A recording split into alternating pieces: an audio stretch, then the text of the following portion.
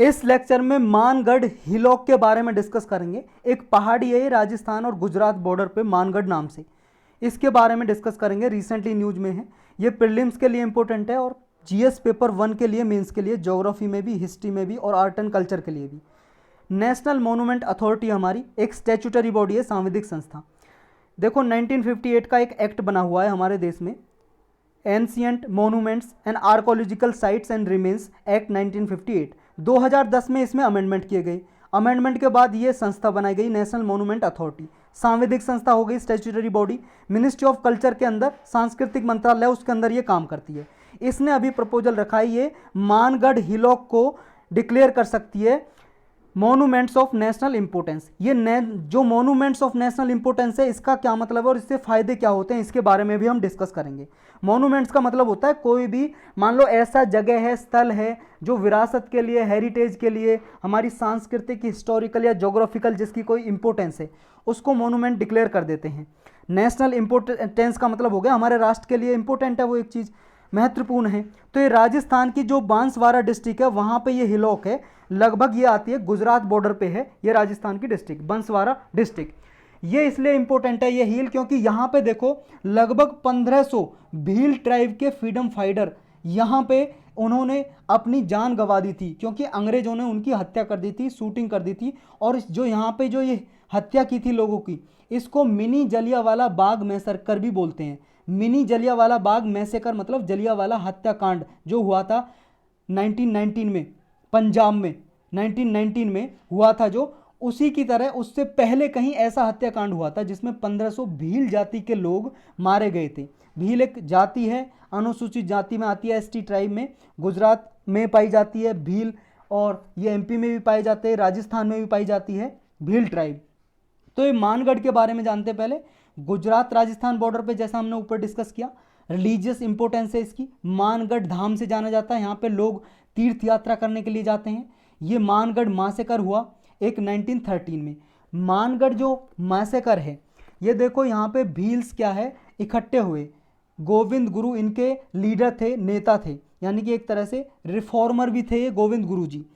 और पुंजा थे एक गुरु, इन्होंने क्या है, ब्रिटिश के अगेंस्ट रिवॉल्ट स्टार्ट की थी, क्रांति स्टार्ट की थी ब्रिटिश गवर्नमेंट के अगेंस्ट। और गुरु गोविंद जी ने एक भगत मूवमेंट भी चलाया था। भगत मूवमेंट में ये था, भगत आंदोलन में, कि आप वेजिटेरियनिज्म को अपनाओगे, यानी कि आप शाकाहारी रहोगे, मांस नहीं खाओगे, और जितने भी इंटॉक्सिकेंट हैं, इंटॉक्सिकेंट का मतलब नशीली दवाइयाँ जो इसका सेवन करते हो, जैसे शराब वगैरह, अफीम, चरस, गांजा, इनका सेवन नहीं करोगे, इनसे बचोगे।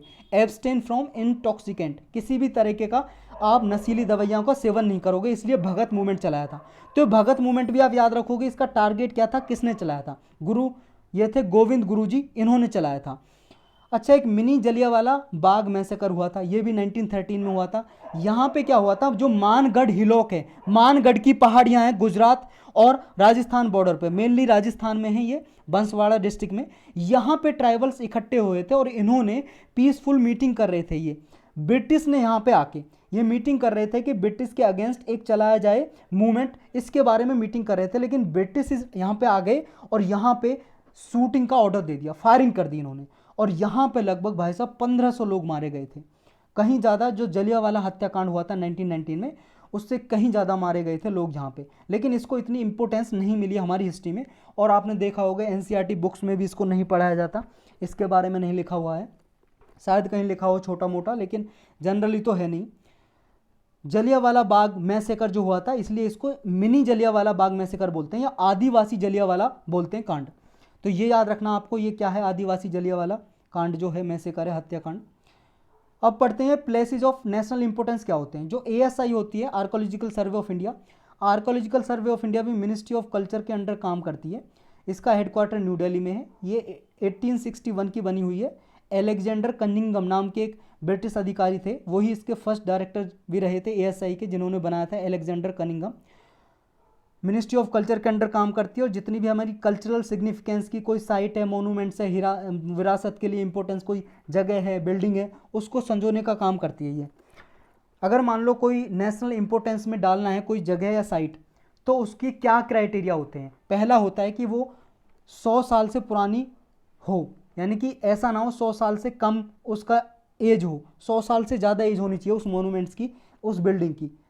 नेक्स्ट है उसकी कोई स्पेशल हिस्टोरिकल, आर्कोलॉजिकल और आर्टिस्टिक इंटरेस्ट होना चाहिए, यानी कि हिस्टोरिकल कोई सिग्निफिकेंस हो उसका। नेक्स्ट है वो जो एक्ट बना हुआ है 1958 का, ancient monuments and archaeological site and remains act है, जो जिसमें 2010 में अमेंडमेंट करके नेशनल मोनूमेंट अथॉरिटी बनाई थी, जो हमने स्टार्टिंग में पढ़ी थी। इस एक्ट के अंदर वो डेफिनेशन में आना चाहिए वो मोनूमेंट्स जिसको नेशनल इंपॉर्टेंस के लिए डिक्लेयर कर रहे हैं। नेक्स्ट क्राइटेरिया ये है कि जब उसको नेशनल इंपॉर्टेंस डिक्लेयर किया जाए तो कोई उसका विरोध ना करे, ऑब्जेक्शन ना करे, उसका कोई विरोध ना करे कि इसको नेशनल इंपॉर्टेंस में क्यों डाला गया। और नेशनल इंपॉर्टेंस में डाल दिया जाता है तो फ़ायदा ये होता है, फिर उसको गवर्नमेंट हाईएस्ट प्रोटेक्शन प्रोवाइड करती है, कंजर्व करके रखती है, उसके कंजर्वेशन के लिए, प्रोटेक्शन के लिए अच्छे कदम उठाती है, मेजर्स लेती है, ताकि वो साइट, जगह, मोनूमेंट्स उसे संजो के रखा जा सके और वो सही से मेंटेनेंस रह सके उसका, और उसे मेंटेन करके रखा जा सके। तो यही था इसके बारे में।